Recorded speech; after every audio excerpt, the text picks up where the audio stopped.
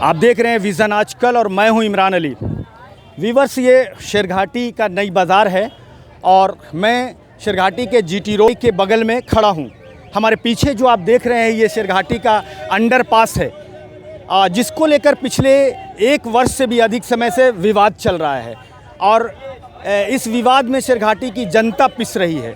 इसको लेकर, इस अंडरपास को लेकर अलग अलग तस्वीरें रोज़ बनती हैं और रोज़ बिगड़ती हैं। अलग अलग हालात रोज़ बनते हैं और रोज़ बिगड़ते हैं। इसको लेकर कई तरह के माहौल बने। इसमें कुछ पक्ष ऐसे हैं ख़ास तौर से जो इसका समर्थन करते हैं कि इस अंडरपास को खोला जाना चाहिए।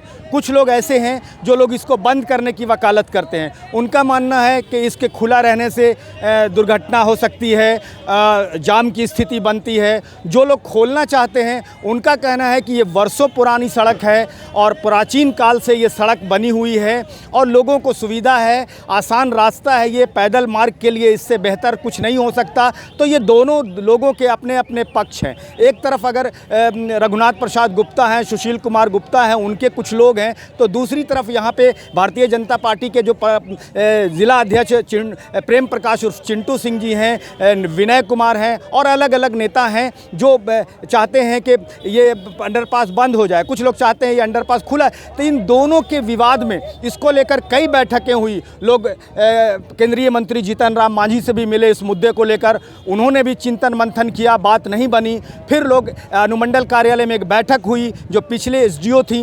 IAS अधिकारी, उनके सामने एक बैठक हुई और NHI के अधिकारी रहे, यहाँ पर प्रोजेक्ट ऑफिसर रहे और पूरे शहर के लोग थे। पक्ष विपक्ष दोनों अपनी बातें रख रहे थे। तो लंबी बहस हुई, लंबी बातें हुई, लंबी दलीलें हुई और उसके बाद स्थगित कर दिया गया। यहाँ तक कि पुलिस को बुलाना पड़ा और पुलिस को बुलाकर बैठक को स्थगित करना पड़ा और लोगों को, प्रशासन के लोगों ने बाहर जाने के लिए कहा बैठक से, ताकि कोई बड़ी घटना ना हो जाए, कोई आपस में झगड़ा ना हो जाए। तो बैठक वो भी बिना किसी निर्णय के, बिना किसी फैसले के स्थगित हुआ।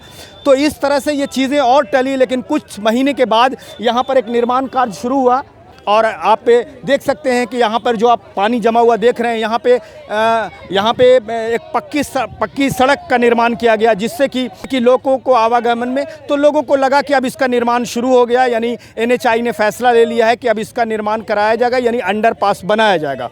फिर 2 दिन के बाद अंडरपास का, और वहाँ पर पुलिस भी लगाई गई ताकि इसके निर्माण में कोई बाधा ना आए। 2-3 दिन के बाद फिर वो निर्माण कार्य बंद हो गया। तो इस तरह से ये लुका छिपी का जो खेल है, जो सांप सीढ़ी का खेल है, वो इस अंडरपास को लेकर चल रहा है। लेकिन शेरघाटी के लोग ये सवाल ज़रूर करते हैं कि पिछले बरसात में 4 महीने में जब इस वर्ष शेरघाटी में बारिश बहुत अधिक हुई, तो शेरघाटी के लोगों ने, औरतें, बच्चे, बूढ़े, इस अंडरपास वाले रास्ते से भारी कीचड़ में लोग गुजरे, भारी कठिनाइयों से गुजरे। ये शेरघाटी का नई बाज़ार चौक है, ये लगातार जाम रहा और जाम की स्थिति से शहरवासी जूझते रहे।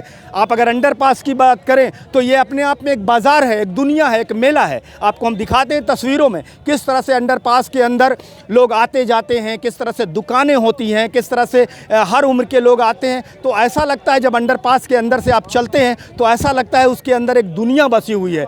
और इस तरह का जो मामला है, ये दोनों ही पक्ष को, चाहे वो समर्थन करने वाले हैं इस अंडरपास का या विरोध करने वाले हैं, शहर की तरफ से अगर एक नागरिक के नाते, अगर नागरिक की बातों को माने, तो इन दोनों पक्ष को बैठकर कोई एक निर्णय लेना चाहिए। लेकिन जिस तरह से पिछले 6 महीने से शहर के लोग समस्या झेल रहे हैं, मुश्किलें झेल रहे हैं, ये यहाँ पर की जो स्थिति, दयनीय स्थिति है, जो कीचड़ में लोग डूबकर गुजर रहे हैं, इससे बाहर निकलना चाहिए। इस बातों को यहाँ के प्रतिनिधियों को, यहाँ के पक्ष और विपक्ष के लोगों को सोचना चाहिए, क्योंकि वो जनता के प्रतिनिधि हैं, वो जनता के लिए नेतृत्व करते हैं। उन्हें सोचना चाहिए कि वो जितना ज़्यादा जनता को सुविधा दे सकते हैं और इसको मिल बैठकर इस पर निर्णय लेना चाहिए, ताकि शेरघाटी की जनता को जल्द से जल्द इस पर राहत मिल सके। व्यूअर्स, आप जानते हैं हम रखते हैं आपका सवाल, उठाते हैं जन सरोकार का मुद्दा।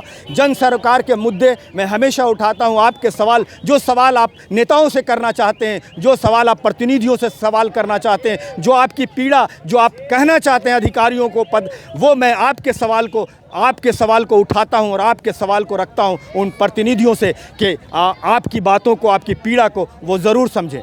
व्यूअर्स, हमसे जुड़ने के लिए बहुत बहुत शुक्रिया।